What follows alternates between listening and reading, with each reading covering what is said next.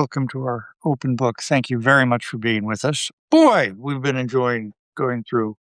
Hi there, Scott R. Miller. Hi there, Caroline. Aunt Francette, Susan Hyatt, also Elise, Diana Lynch, Dorothy Joy, S.R. O'Brien, Rhonda Scott, John Mahoney, Mark Gladstone, or is it Gladstone? Like the Prime Minister, Lawrence DeMaria, Christine Lukic. Let us know, Christine. Luketic? Lukic. Lukitic. Who knows? Who knows? Christine knows. Christine knows. So thanks very much for being with us. Very good to be with you. We have really been enjoying going through this. And I noticed today in 1959, April 9, 1959, the Mercury 7 astronauts were presented to the American nation, to the world, really. And so I opened up Tom Wolfe's The Right Stuff to a section where he talks about all the medical tests that these poor guys, and they were all guys then, went through to be chosen. At Lovelace, what's it called? The Lovelace Clinic, a dirty red sod hut tortilla highway desert city that was remarkably short on charm, despite the Mexican touch here and there. In any event, kind of like the Mayo Clinic. Military pilots were veterans of physical examination, but additional usual components of the complete physical. The Lovelace doctors had devised a series of novel tests involving straps, tubes, hoses, and needles.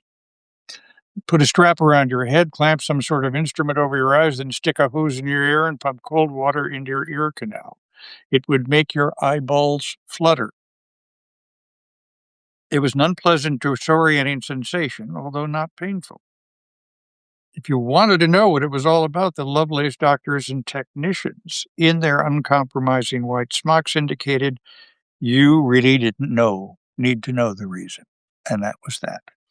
So this is often told through the eyes of Pete Conrad, the great astronaut. I warn you, there's some biological functions I'm going to read here. All right.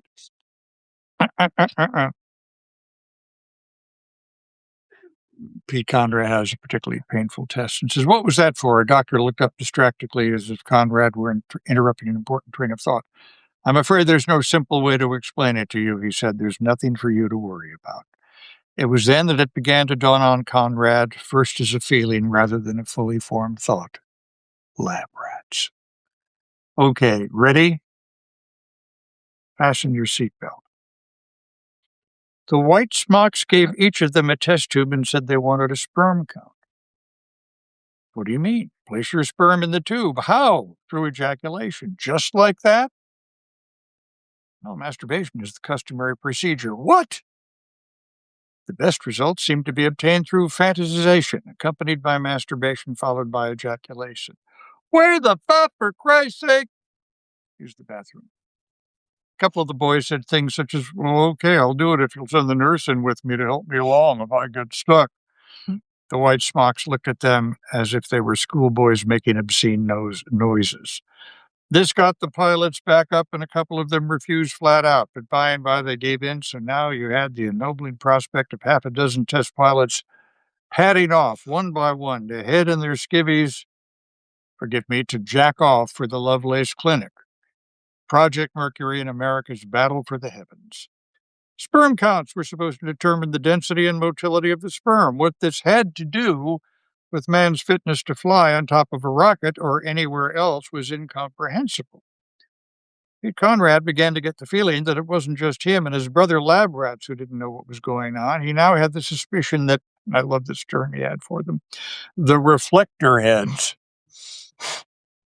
the thing they must have didn't know. They had somehow gotten carte blanche to try out any goddamn thing they could think up, and that was what they were doing. Each candidate, sketch worse, For the love, was to deliver 2 stool specimens to the Lovelace laboratory in Dixie cups. Days were going by, and Conrad had been unable to eject even one.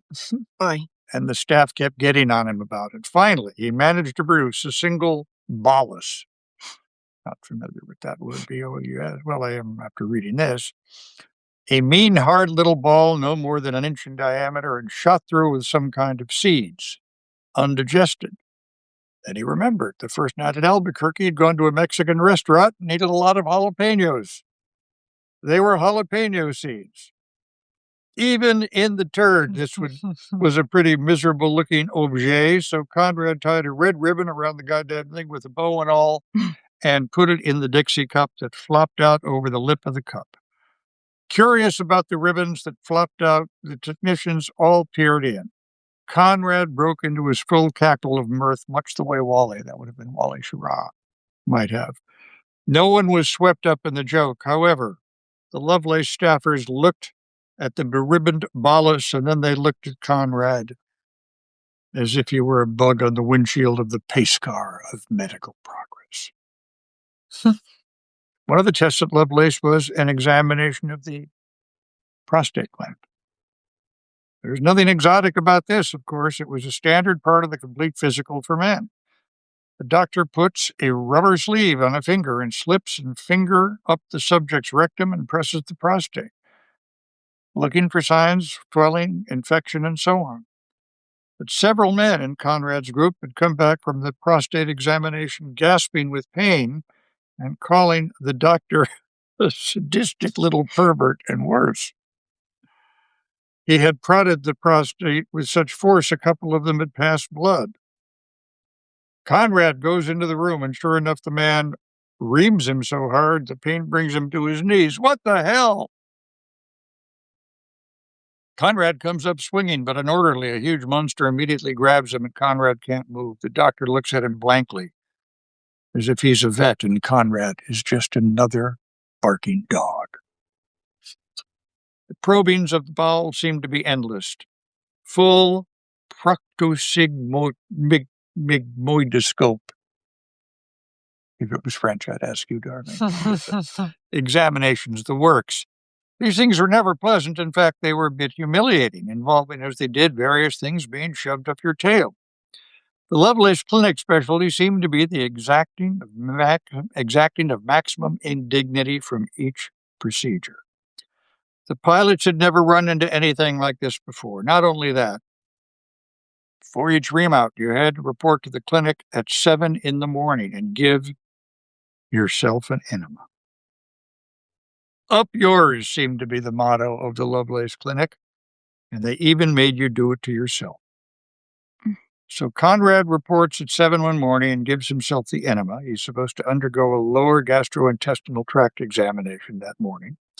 In the so-called lower GI examination, barium is pumped into the subject's bowels, then a little hose with a balloon at the end of it is inserted.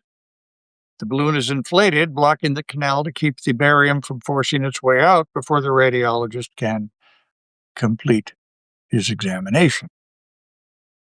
After the examination, like everyone else who's been through the procedure, Conrad now feels as if there are 85 pounds of barium in his intestines, and they are about to explode. The smocks, the doctors, inform him that there is no John on this floor. He's supposed to pick up that tube that is coming out of his rectum and follow an orderly, who will then lead him to a John 2 floors below. On the tube, there is a clamp, and he can release the clamp, deflating the balloon at the proper time. It's unbelievable.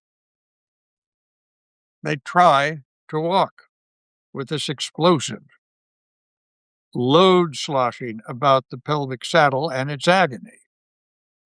Nevertheless, Conrad picks up the tube and follows the orderly. Conrad has on only the standard bed patient's tunic, the angel robes, open up the back. Tube leading out of his tail to the balloon gizmo is so short he has to hunch over to about 2 feet off the floor to carry it in front of him. His tail is now, as the saying goes, flapping in the breeze with the tube coming out of it. The orderly has on red cowboy boots. Conrad is intensely aware of the fact that because he is now hunched over so far, his eyes hit the orderly at calf level. He's hunched over with his tail in the breeze, scuttling like a crab after a pair of red cowboy boots. Out into the corridor. They go, an ordinary public corridor. The full moon hunchback and the red cowboy boots amid men, women, children, nurses, nuns, the whole lot. The red cowboy boots are beginning to trot along like mad. The orderly is no fool. He has been through this before. He's been through the whole disaster. He's seen explosions. Time is of the essence. There's a hunchback with a stick of dynamite behind him. To Conrad, it becomes more incredible every step of the way. They actually have to go down an elevator full of sane people and do their crazy tango through another public hallway, agog with normal human beings, before finally reaching the goddamn job. This is terrible. Later that day, well, listen. Later that day, Conrad received, once more, instruction to report to the clinic at 7 the next morning. The next thing the people in the administrative office of the clinic knew, small but enraged young man was storming into the office of General Schwichtenberg himself, waving a great, flaccid, flamingo-pink enema bag and hose like some sort of obese whip. As he waved it, it gurgled. The enema bag came slamming down on the general's desk. It landed with a tremendous plop and then began gurgling and sighing. General Schwichtenberg, said Conrad, you're looking at a man who has given himself his last enema. If you want enemas from me, from now on, you can come and go get them yourself. You can take this bag and give it to a nurse. Just you, and let her do the honors. I have given myself my last enema.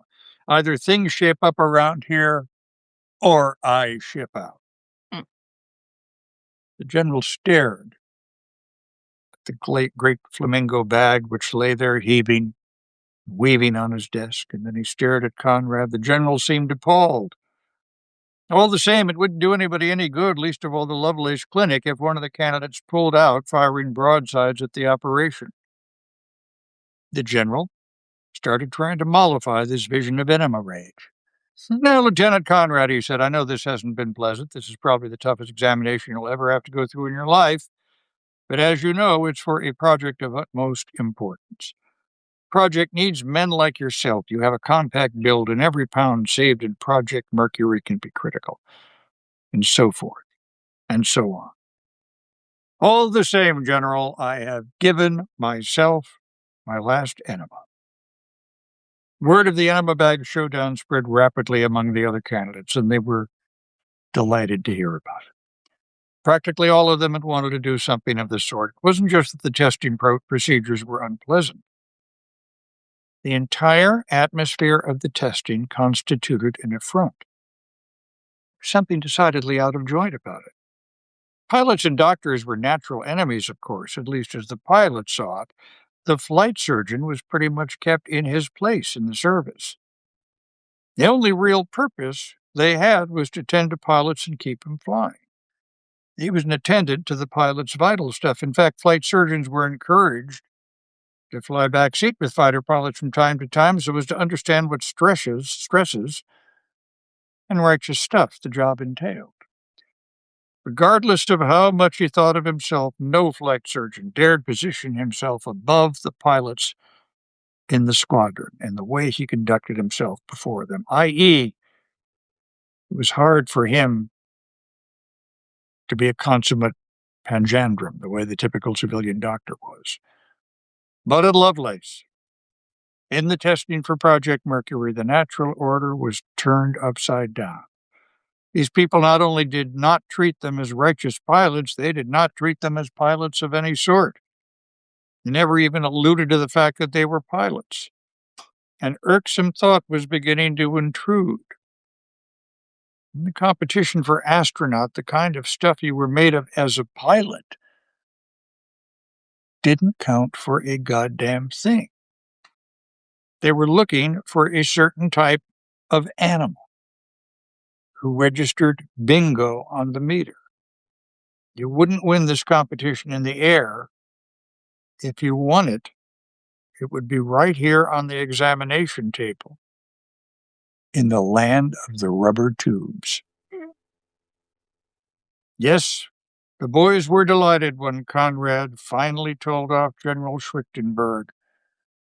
"Attaboy, Pete. Same time, they were quite content to let the credit for the lab rat revolt fall to Conrad and to Pete Conrad alone. Wonderful. What a memory. Tom Wolfe's the right stuff. Yeah, you are absolutely right, Lucy Fellows. What a wonderful description of unfortunate things. Was it reflector heads? I love that phrase, reflector heads. So, No mining. pardon me? No mining. No, well, I guess they could be. So thanks for being with us. Tomorrow night is Friday. We will have our promo. And we just, if this doesn't get Scott back on X, nothing will. We have to, I want to explore some other avenues too. Obviously, Blue Sky, Threads, Honey yeah, Instagram, Blue what? Yeah. You don't want to join YouTube. the Web3. We'll just stick to Threads. Whatever. Yeah. Okay. Whatever you say. So thanks very much for being with us tonight on our open book. This will go up on YouTube too. It'll go up on YouTube, and on Monday. Yeah. Can we say it? He does have a co-author. Leanne Carroll and Mark Harmon. Leanne Carroll and Mark Harmon. Number 3. Their third book together. Their third book is part of the Ghost sub-series. Yeah. Now, does Mark Harmon do anything besides write books? I don't think so.